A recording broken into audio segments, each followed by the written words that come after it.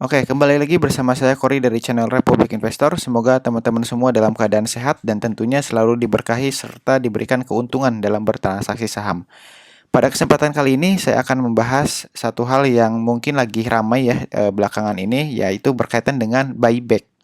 Buyback saham yang memang banyak dilakukan oleh emiten ya pada beberapa waktu ini. Sejumlah emiten melaksanakan buyback saham. Nah, ini diantaranya ada Medco sebesar 190 juta saham atau setara dengan 130,5 miliar. Lalu ada Mika 83 juta saham dengan 200 miliar ya. Kemudian Kalbe Farma 250 juta saham dengan nilai 250 miliar. Lalu ada LPPF sebesar 393 juta saham sebesar 450 miliar. Lalu BBNI dari 7 sampai 20% saham beredar atau setara dengan 1,7 triliun. Nah, buyback sendiri adalah secara pengertian adalah aksi korporasi yang dilakukan perusahaan berupa pembelian kembali saham yang telah beredar di publik. Jadi yang sudah beredar di publik, nah si emiten tersebut membeli kembali itu dari masyarakat.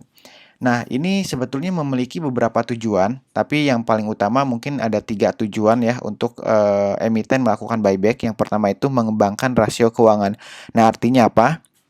Jadi sebetulnya memang kalau misalkan berkaitan dengan buyback, artinya ada perubahan dari sisi jumlah saham beredar. Nah, ini bisa berpengaruh terhadap rasio keuangan seperti earning per share gitu, karena kan saham beredar berkurang artinya nanti akan meningkatkan nilai EPS-nya gitu. Nah, itu pertama ya, mengembangkan rasio keuangan bisa bertujuan seperti itu. Lalu bisa juga bertujuan untuk mempersiapkan cadangan modal. Nah, ini artinya sebagai investasi juga atau biasanya digunakan sebagai treasury ya. Artinya nanti saham yang dibeli saat ini suatu saat bisa dijual kembali dengan harga yang lebih tinggi gitu, karena emiten tersebut menilai bahwa harga saat ini mungkin udah cukup murah. Nah, mereka pun juga ada kepentingan untuk membeli saham di harga yang murah untuk nantinya menjadi cadangan modal ketika harga sahamnya naik bisa langsung dijual lagi gitu. Nah, yang ketiga adalah antisipasi penurunan harga. Ini yang banyak dilakukan oleh para emiten ketika harga sahamnya turun. Lalu opsi buyback ini opsi yang paling baik ya, tentunya untuk mengantisipasi penurunan harga karena gejolak fluktuasi yang cukup tinggi ya karena pandemi ini ya, tentunya banyak saham yang secara performa harganya turun signifikan. Padahal sebetulnya dari sisi fundamental nggak begitu mengkhawatirkan atau bahkan fundamentalnya cukup baik gitu. Nah, ini karena ada fluktuasi dari efek pandemi yang mungkin harus dilakukan buyback saham ya untuk menjaga psikologis investor juga gitu dan tidak terjadi penurunan yang lebih dalam lagi gitu. Nah, ini tujuan-tujuan emiten melakukan buyback. Nah, lalu kita lihat lebih detail lagi ya untuk saham Medco. Nah, closing pada hari Senin tanggal 25 Agustus itu di level 498 atau secara year to date itu sudah turun sebesar minus 15,59% ya dari awal tahun sampai dengan hari ini. Lalu price book value-nya ada sekitar 0,78 kali. Jadi Medco ini ya tadi ya udah sempat dibahas juga akan melakukan buyback saham sebesar 130 miliar atau 190 juta saham pada tanggal 26 Agustus sampai dengan 26 Februari 2023. Jadi memang cukup panjang ya periode pembeliannya. Nah, kemudian Medco sendiri kalau dilihat dari kinerja keuangannya pada Medco membukukan pendapatan senilai 300,23 juta US dollar atau naik sebesar 8,56% dibandingkan periode yang sama ya pada tahun lalu sebesar 276,49 juta US dollar. Nah, laba berjalan yang dapat didistribusikan kepada pemilik induk juga tercatat senilai 3,29 juta atau berbalik dari rugi. Jadi di tahun yang lalu kuartal pertama, nah itu saham Medco rugi 17 juta US dollar. Nah, pada tahun ini saham Medco menjadi untung ya, untung sebesar 3,29 juta US dollar. Jadi ini cukup baik dari sisi kinerja keuangannya, pendapatannya meningkat 8%, lalu pertumbuhan labanya pun juga dari rugi menjadi untung ya di tahun ini. Lalu yang kedua ada saham Mika.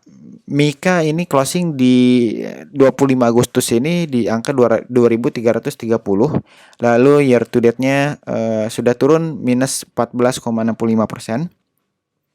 Dan price to book value-nya 5,79 kali. Nah, Mika akan melakukan buyback maksimal 200 miliar ya dengan jumlah 83 juta lembar saham. Nah, ini terhitung sejak 23 Agustus 2021 hingga 22 November 2021.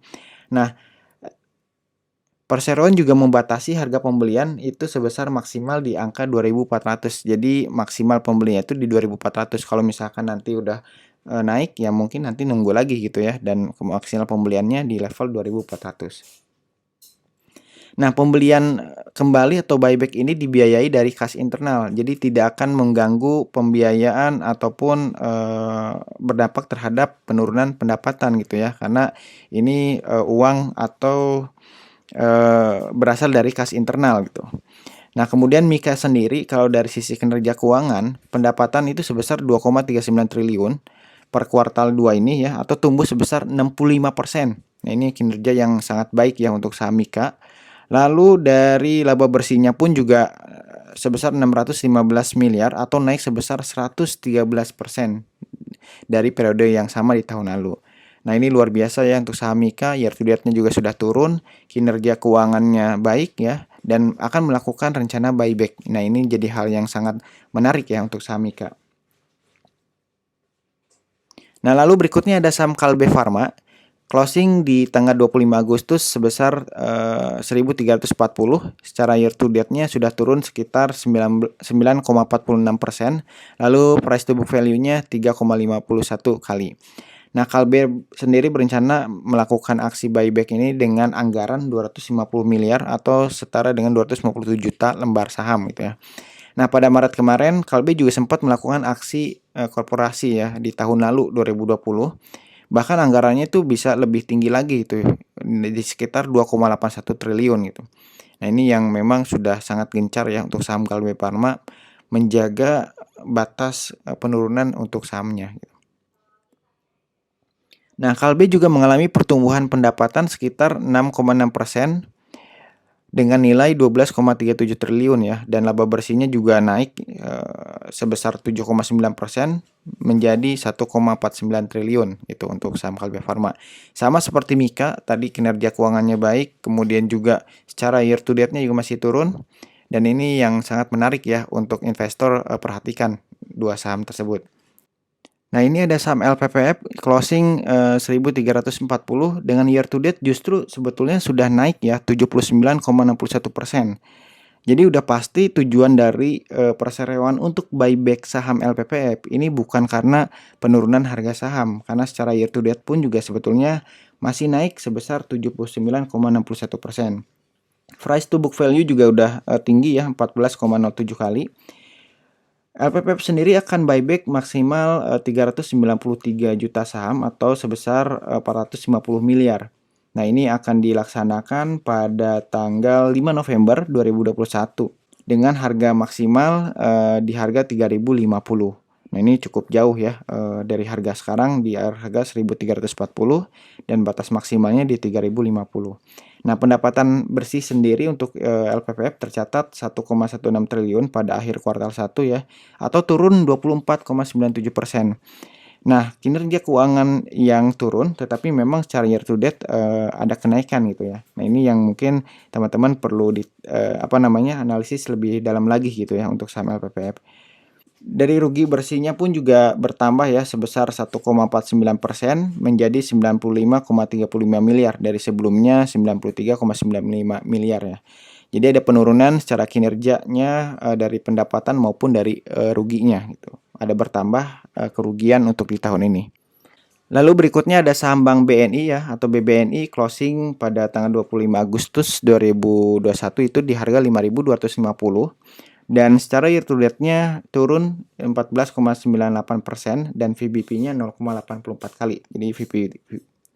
Jadi VBV-nya udah cukup rendah untuk Bank BNI, dan BNI ini berencana membeli kembali atau buyback pada tanggal 22 Juli ya hingga 21 Oktober senilai 1,7 triliun atau 7-20% saham beredar.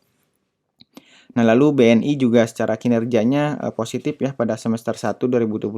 Laba bersihnya tumbuh 12,8% secara year on year dan menjadi 5 triliun ya pada semester pertama ini gitu.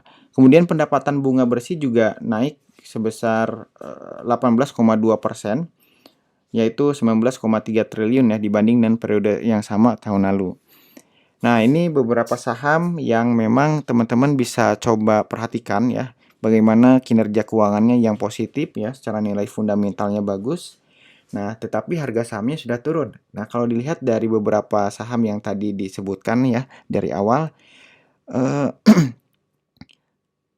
ya menurut saya pribadi memang ada 3 saham yang bagus ya dan layak diperhatikan, yaitu yang pertama ada saham Mika, kemudian Kalbe Farma dan BBNI. Nah, ini secara kinerja keuangannya masih positif dan cenderung bertumbuh ya di tahun 2021 ini, serta harga sahamnya secara year to date-nya juga masih turun ya, turun di atas 2 digit, artinya ada kesempatan yang baik buat investor untuk mengakumulasi saham tersebut. 3 saham yang menjadi rekomendasi ya, ada Mika, ada Kalbe Farma, dan ada BBNI. Nah, tentunya disesuaikan dengan trading plan masing-masing karena ini video hanya sebatas informasi buat teman-teman agar menjadi bahan pertimbangan ya buat teman-teman semua. Yang jelas buyback ini adalah proses yang baik bagi perusahaan tersebut agar menjaga harga sahamnya dari penurunan yang lebih dalam lagi. Terima kasih, semoga bermanfaat. Sampai jumpa di video berikutnya.